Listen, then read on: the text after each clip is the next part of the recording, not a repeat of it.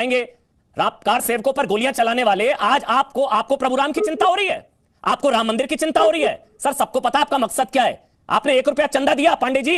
अरे तो कितना, मैं पूछ रहा हूं, दान दिया क्या इस बारी राम मंदिर ट्रस्ट में? आपने दान दिया क्या? अरे 2 करोड़ का कहां दिखा रहे हैं पेमेंट? ये तो 18 करोड़ का दिखा रहे हैं ना। ना ना ना ना ना ना ना ना ना ना ना अरे सुन लो ना ना ना ना भ्रमित मत कीजिए यहाँ पर। ना ना ना ना ना ना ना ना ना ना ना अरे सुन लो ना ना ना ना भ्रमित मत कीजिए यहाँ पर।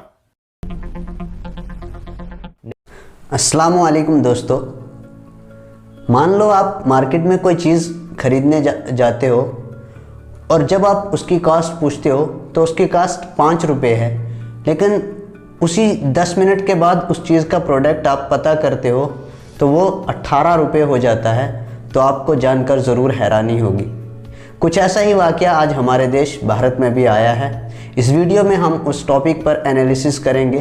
उम्मीद करता हूँ आप वीडियो में एंड तक ज़रूर बने रहेंगे। मैं बात कर रहा हूँ राम मंदिर लैंड के बारे में। आज वहाँ पर क्या सिचुएशन है, ये सब जानने से पहले हमें चाहिए कि हम राम मंदिर की हिस्ट्री को ब्रीफली तरीके से जान लें। 1526 में जब बाबर हिंदुस्तान में आए तो उन्होंने हिंदुस्तान की कई ज़मीनों को कंक्योर किया, जिसमें से अयोध्या की ये लैंड भी मौजूद थी। इसके ठीक 2 साल बाद यानी 1528 में बाबर के कमांडर मीर बाकी ने इस जगह पर बाबरी मस्जिद की कंस्ट्रक्शन शुरू की और बाबरी मस्जिद को कायम किया गया। इसके बाद कई तरह के राइट्स उस वक़्त भी हुए, लेकिन 1859 में ब्रिटिशर्स ने चाहा कि इन कम्युनल राइट्स को ख़त्म करने के लिए बाबरी मस्जिद को 2 अलग वर्शिप प्लेसेस में डिवाइड किया जाए, ताकि ये जो दंगे फसाद देश में हो रहे हैं इन्हें रोका जा सके, लेकिन ऐसा नहीं हो पाया। अब 1885 में एक महंत रघुबीर दास ने PIL फाइल दर्ज की फैज़ाबाद डिस्ट्रिक्ट कोर्ट में, जिसमें ये डिमांड की कि राम मंदिर की कंस्ट्रक्शंस के लिए लैंड दी जाए, लेकिन इस PIL को रिजेक्ट किया गया कोर्ट के द्वारा। इसके बाद ये बात कभी सुप्रीम कोर्ट, कभी डिस्ट्रिक्ट कोर्ट, कभी हाई कोर्ट में घूमती रही, लेकिन कोई नतीजा सामने नहीं आया। इसके बाद 1992 में जब बीजेपी पावर में आई तो उन्होंने बाबरी मस्जिद को 1992 में डिमोलिश शहीद किया गया और इसके बाद इस जगह पर राम मंदिर के बनाने के ख्वाब देखे जाने लगे।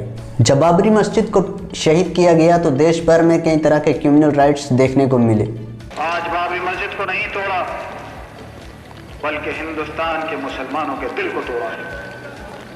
हिंदुस्तान का सेकुलरिज्म ऐसा लगता है कि खत्म हो चुका। और ठीक 9 नवंबर 2019 को सुप्रीम कोर्ट ने अपना फाइनल वर्डिक्ट अनाउंस करते हुए कहा कि राम मंदिर को 2.77 हेक्टेयर ज़मीन दी जाएगी कंस्ट्रक्शंस के लिए। और सेंट्रल गवर्नमेंट की तरफ से एक ट्रस्ट ऑर्गेनाइज किया गया, जिसमें टोटल 12 मेंबर थे जो पूरी जिम्मेदारी लेंगे राम मंदिर की कंस्ट्रक्शन के लिए। लेकिन अब 2021 में ऐसा क्या हुआ कि ये मुद्दा फिर से सामने आया। समाजवादी पार्टी के लीडर पवन पांडे और आप पार्टी के लीडर संजय सिंह का कहना है, उनका ये आरोप है कि 18 मार्च 2021 को 5:10 पे इस ज़मीन को 2 रियल इस्टेट डीलर ने कुसुम पाठक और हरीश पाठक से 2 करोड़ रुपीज़ में ख़रीदा इस पूरी ज़मीन को। और ठीक 10 मिनट के बाद यानी 5:20 पर इस ज़मीन को इन 2 रियल इस्टेट डीलर यानी सुल्तान अंसारी और रवि मोहन तिवारी जी ने इस ट्रस्ट को जो राम मंदिर के लिए बनाई गई है इसे 18 करोड़ रुपए में बेचा गया। यानी इतने कम समय में 2 करोड़ रुपए से इसकी कीमत 18 करोड़ पर कैसे हुई, ये आरोप है इन दोनों समाजवादी पार्टी और आप पार्टी के लीडर्स का। अब आप पार्टी के लीडर संजय सिंह का ये भी आरोप है कि दुनिया में ये ऐसी पहली ज़मीन है जिसकी कीमत 5.5 लाख पर सेकंड इंक्रीज़ हो रही है और ये कैसे मुमकिन है, इस बारे में वो सीबीआई से जानकारी करवाना चाहते हैं। इस मैटर को लेकर जब ये बहुत ही ज़्यादा वायरल हुआ तो मीडिया ने पूछताछ करनी शुरू की ट्रस्ट से। तो उनका कहना है, उन्होंने जवाब में ये बताया कि ये सरासर उन पर एक गलत एलिगेशंस लगाया गया है, रियल में ऐसा कुछ नहीं है और ये सब मिसलीडिंग इन्फॉर्मेशन है।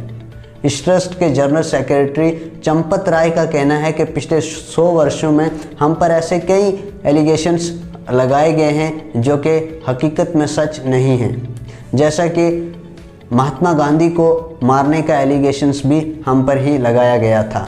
अब मीडिया जिन लोगों ने इस ज़मीन को बेचा और जिन लोगों ने इन्हें इस ज़मीन को 2 करोड़ रुपए में ख़रीद कर 18 करोड़ रुपए में बेचा, उनसे पूछताछ की तो उनमें से एक रवि मोहन तिवारी का ये जवाब आया कि जब इस ज़मीन की कीमत तय हुई थी वो समय आज से 7 साल पहले का है। यानी आज से 7 साल पहले इस ज़मीन की कीमत 2 करोड़ रुपए तय हुई थी और ये एग्रीमेंट हुआ था कि इस ज़मीन को 2 करोड़ रुपीस में ख़रीदा जाएगा। लेकिन जब सुप्रीम कोर्ट का 2019 में ये वर्डिक्ट आया कि इस ज़मीन को राम मंदिर के लिए दिया गया है तो इसका उसी समय प्राइस 20 करोड़ रुपीस हो गया था। लेकिन मैंने फिर भी अपने रिलीजियस फेथ को देखते हुए इसे 18 करोड़ रुपीस में सोल्ड किया है, यानी 18 करोड़ रुपीस में बेचा है।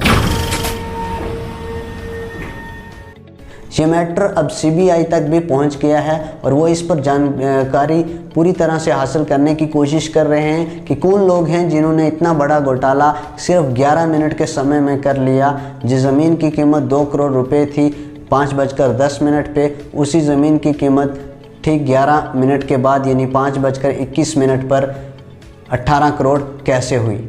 उम्मीद करता हूँ ये वीडियो आपके लिए इन्फॉर्मेटिव रहा है। अगर इन्फॉर्मेटिव है तो इसे अपने फैमिली फ्रेंड्स में शेयर कीजिए। मिलते हैं अगली वीडियो में, तब तक के लिए खुदा हाफिज़।